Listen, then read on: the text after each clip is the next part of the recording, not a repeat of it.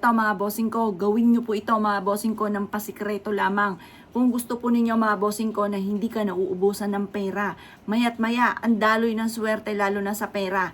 Yung mga ganitong salitain, mas maganda po yan. Mas nakaka-attract ka ng pagiging positibo. Yung ba tipo na, ay magkakaroon ako ng maraming pera, gagawin ko to para magkaroon ako ng maraming pera. Ganon mga bossing ko ha. Kung ang mindset ninyo ay pangit, yung bang tipo na may alinlangan ka na, naku parang imposible to, ayoko tong gawin, huwag mong gagawin mga bossing ko. Ngayon, ang mga kailangan nating sangkap, bumili po kayo ng glitters na gold mga bossing. Glitters na gold mga boss. At pagkatapos, kailangan din po ninyo mga bossing ko ng powder na cinnamon mga bossing. Powder na cinnamon. Kumuha po kayo ng asin. Ang asin natin, mga 3 kutsara na asin. Ganito gagawin.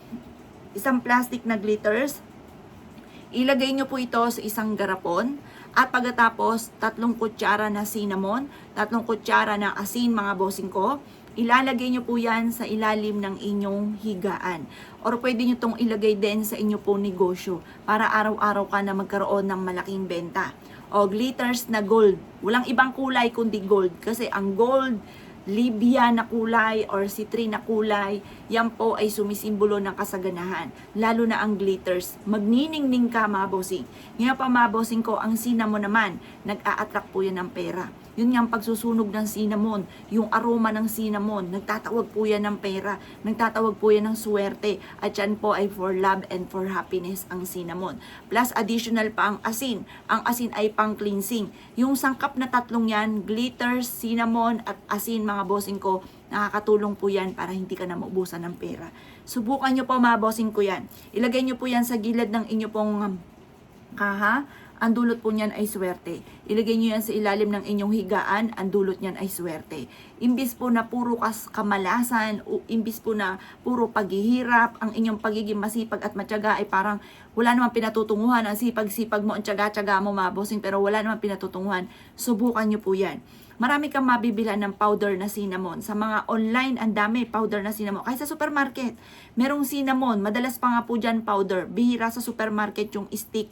Pero may mabibilhan din ganito sa online yung stick. Pero ang tinuturo ko sa inyo mga bossing ko, powder. Powder mga bossing. Ako din, may powder din ako. Isang malaki pang ganyan. Kasi ginagamit ko nga po ito. Lalo na kung kailangan ng pera. Gusto mo na magkaroon ka nga po agad ng pera. Mabayaran ka agad yung utang. Gusto mo na maka-attract ka ng maraming pera. Araw-araw ka na magkaroon ng malaking benta. Magtuloy-tuloy ang pasok ng swerte, lalo na sa pera, yung mga ganun mga bossing. Basta lalo na tungkol sa usapin ng kaperahan mga bossing. O, bumili ka ng isang plastic lang na glitters. Isabog nyo po ito mga bossing ko sa inyo pong garapon. Tapos 3 kutsara na cinnamon, 3 kutsara ng asin. Haluin nyo po ito. Habang hinahalo nyo po ito, magkakaroon na kagad ako ng maraming pera. Subukan nyo po yan. Proven po yan mga bossing. At kung ikay naniniwala at nais po yung gawin, huwag ka na magpatumpik-tumpik pa. Proven po yan. Basta kailangan naka-mindset na sa inyo, magkakaroon ako ng maraming pera. Ayudahan lagi ng salitaan ng mga magaganda. Huwag na huwag kang dadaing. Malalampasan nyo man po yan kung ano mga problema pinagdadaanan. Huwag na huwag dadaing. Kasi yung pagdaing, nag-a-attract po yan ng kamalasan, ng problema, paghihirap. Kaya huwag daing ng daing mga bossing. Ipagdasal po natin yan sa itaas. Pagtapos na tayo magdasal, paubayan na natin sa kanya yung problema po natin. Tapos ayudahan lagi natin ang mga magagandang salitain. Kayo mismo maa-amaze dahil magsusunod ang mga blessing na darating po sa inyo. Kaya kung ikay naniwala at nais po yung gawin, asya mga boss, good luck po sa iyo po lahat.